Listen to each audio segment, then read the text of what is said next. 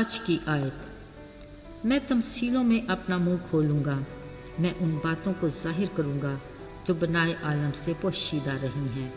متی 13 باب 35ویں آیت۔ عزیزو، رشتوں میں سب سے سندر رشتہ استاد شاگرد کا ہوتا ہے، اگرچہ یہ خون کا رشتہ نہیں بھی ہوتا مگر اس سے کہیں زیادہ اہمیت کا حامل ہے۔ باشعور لوگ ہمیشہ استاد کا احترام کرتے ہیں، وہ اس بات کا احساس کرتے ہیں کہ استاد ہی ہے جو اخلاق اور کردار کو سنوارنے اور اعلیٰ شخصیت کی تعمیر میں اہم کردار ادا کرتے ہیں، لہٰذا استاد کو بھی اپنی اہمیت کا احساس ہونا چاہیے اور اس سے اپنی ذمہ داری کو بھرپور طریقے سے سر انجام دینا چاہیے۔ یاد رہے، خدا کی طرف سے دی ہر ذمہ داری کا حساب ضرور ہوگا، جس میں درس اور تدریس کا شعبہ بھی انتہائی حساس ہے، کیونکہ استاد کا رویہ اور سلوک ہی ایک معصوم بچے کو کامیاب بناتا یا پھر ناکامی اور مایوسی کے اندھیرے میں دھکیل دیتا ہے۔ یاد رہے، اسی سے قوم تعمیر و ترقی یا پھر تنزلی کے راستے پر گامزن ہوتی ہیں۔ عزیزو، زندگی کا کوئی بھی پہلو ہو، بہترین نمونہ اور اعلیٰ مثال فقط ایک ہی ذات ہے اور وہ ذات ہے یسوع مسیح، اور زندگی کے انجانے راستوں میں رہنمائی کے لیے صرف خدا کا کلام ہی مشل راہ ہے۔ باحثیت استاد وہی لاسانی ہے۔ سوچنے کی بات یہ ہے کہ لوگ گھنٹوں اس کی باتیں سنتے اکتاہٹ کا شکار نہیں ہوتے تھے، وہ اپنے آس پاس چیزوں کی مثالیں دے کر آسمانی بادشاہت کے بڑے بھیدوں کو آسانی سے انہیں سمجھا دیتے تھے۔ آج بھی وہ ایک بیج بونے والے کی تمثیل سنا رہے تھے جس کو سب بڑے دھیان اور خاموشی سے سن رہے تھے۔ انہوں نے کہا، آسمان کی بادشاہی اس آدمی کی مانند ہے جس نے اپنے کھیت میں اچھا بیج بویا، مگر لوگوں کے سوتے میں کوئی دشمن آیا اور گیہوں میں کڑوے دانے بھی بو گیا۔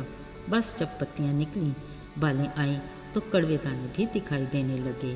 یہ دیکھتے نوکر مالک کے پاس آئے اور کہا، آئے خداوند، تو نے اپنے کھیت میں اچھا بیج نہیں بویا تھا، پھر یہ کڑوے دانے کہاں سے آئے؟ مالک نے کہا، یہ کسی دشمن کا کام ہے۔ نوکروں نے مالک سے کہا، ہاں، اگر تو چاہے تو ہم کھیت میں سے کڑوے دانے جمع کر لیں۔ مالک نے کہا، نہیں، ایسا نہ ہو کہ کڑوے دانے کے ساتھ تم گیہوں بھی اکھاڑ لو، دونوں کو اکٹھا بڑھنے دو۔ کٹائی کے وقت کاٹنے والوں سے کہہ دوں گا کہ پہلے کڑوے دانے جمع کر کے گٹھے باندھ لو تاکہ یہ جلانے کے کام آ جائیں، اور گیہوں کو میرے کھتے میں جمع کرو۔ عزیزو، ماہر استاد یسوع نے بڑے آسان لفظوں میں اس تمثیل کی تشریح کی اور کہا، بیج خدا کا کلام اور بونے والا ابن آدم ہے۔ کھیت دنیا اور اچھا بیج بادشاہی کے فرزند، کڑوا بیج شریر کے فرزند ہیں۔ کڑوا بیج بونے والا ابلیس ہے اور کٹائی کا وقت دنیا کا آخر ہے اور کاٹنے والے فرشتے ہیں۔ عزیزو، خدا کے کلام کی منادی تمام دنیا میں کی جاتی ہے۔ یاد رہے، جو اس کلام کو سچے دل اور مضبوط ایمان کے ساتھ سنتا اور قبول کرتا ہے، ان کے دلوں میں خدا کا بیج جڑ پکڑتا اور پھل لاتا ہے، اور ان کی زندگیوں سے خدا کے نام کو جلال ملتا ہے۔ کلام کے مطابق خدا کے فرزند اپنے باپ خدا کی بادشاہی میں آفتاب کی مانند ہوں گے، مگر وہ لوگ جو خدا کے کلام کو سنتے تو ہیں، وقتی طور پر قبول بھی کرتے ہیں، مگر دل کی زمین میں کلام کا بیج جڑ نہ پکڑنے کی وجہ سے آزمائشوں اور دنیاوی فکروں کا شکار ہو جاتے ہیں۔ ایسے میں ابلیس کلام کو چرا لے جاتا ہے۔ یہ کڑوے دانے ابلیس کے وہ فرزند ہیں جن کی زندگی بے قیام ہے۔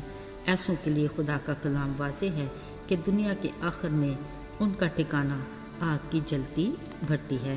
عزیزو، زندہ خدا کا کلام ایک شفاف آئینے کی مانند ہے جو ہمارے ظاہری اور باطن کی حالت سے آگاہ کرتا ہے، ایک مستند رہنمائی جو درست راستوں سے آگاہ کرتا ہے، ہمارے قدموں کے لیے چراغ اور روشنی کی مانند جو ہمیں خطروں سے بچاتا ہے۔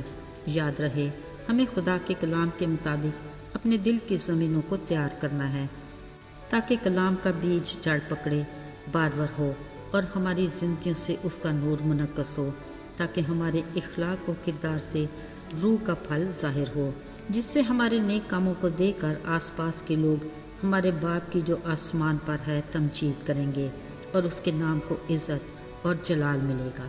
آئیے دعا کریں۔ اے ہمارے آسمانی باپ، ہم دل کی گہرائیوں سے تیرے شکر گزار ہیں کہ تو ہمارا باپ ہے۔ ہم تیرے بیٹے یسوع مسیح کے کفارے کی بدولت تجھے باپ کہتے ہیں۔ توفیق عطا کر کہ ہم اس بڑے اعزاز کو تیرے فضل سے برقرار رکھ سکیں۔ ہم تیری مرضی کو اپنی زندگی میں پورا کرنا چاہتے ہیں۔ تو ہماری مدد کر اور ہمیں اس لائق بنا۔ یسوع کے بابرکت اور مبارک نام میں آمین۔